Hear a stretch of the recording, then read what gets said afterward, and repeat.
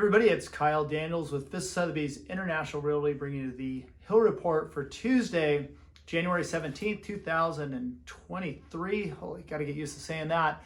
Hope you had a great 3-day weekend. Because of the 3-day weekend, we had one less business day of reporting, but nevertheless, we saw strong numbers in this past week. So once again, we'll get into the numbers and then kind of break it down from there. So we saw 6 closed sales, just a slight tick from the week before, but remember, this is stuff that goes back to December where we did see things really slow down as it normally does due to the holidays, but also just with the the slowdown in real estate in general. Good news though, most of those listings closed pretty close to the list price. In fact, if we look at the overall numbers, it actually ticked up just slightly. So we're seeing about 100% of list price go through to the closing price. Days on market, we saw a nice drop there. We averaged around 30, a little bit under technically, but again, that's a good number. But it was only 6 data points to consider. We'll see that get updated as we get more into the busy part of the year. Now, new listings, we saw 13, which is pretty consistent with what we saw last week. Again, 3-day weekend, maybe a few people decided to pump the brakes on going on the market.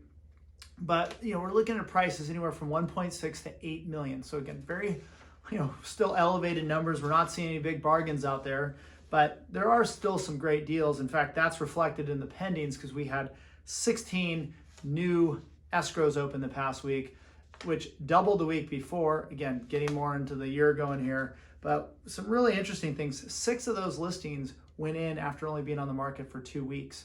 So it tells me, and what I'm hearing is there's a lot of multiple offer situations. In fact, I lost out on one, just found out this morning. We're seeing buyers not waiting, getting out after it, and sellers, interestingly enough, are starting to see a little bit of that, like, hey, if we get a good offer, let's go with it. So they're not looking to wait around and not even necessarily trying to get bidding wars, but just getting good solid offers and getting an escrow. Or again, the market's still finding its footing, but on both sides, buyers and sellers, little skittish, but we're seeing some good signs. We saw 6 price drops this past week, which is coming after being on the market for about 50 days. And overall, our inventory numbers are still pretty low. We have less than 100 homes for sale here in PV.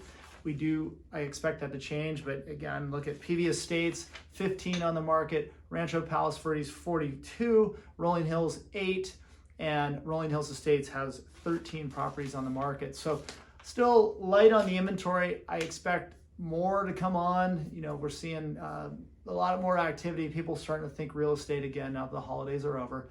So don't despair. The world hasn't ended. We're still out there. And, we're getting a good bit of information from the mortgage market in that we probably will see maybe a few more rate hikes from the Fed, but a lot of that's priced into the market right now. We're seeing jumbo rates in the low 5% range. So if you're a well-qualified buyer, you can still get a good rate. If you haven't, it's a good time to call your lender, check in, see where things are, maybe run the numbers again, and just get yourself set up if you're thinking about buying this year. Sellers, still your market. There's lack of inventory. You don't have a lot of competition. So it's a good time. Get it. If you're thinking of selling, get it on the market. There's buyers out there looking to buy. That's it for this week. Have a great rest of the week. I'm getting my hair cut, which I'm really excited about, so I don't have the shaggy mop anymore, and I'll see you later in the week. Thanks. Bye.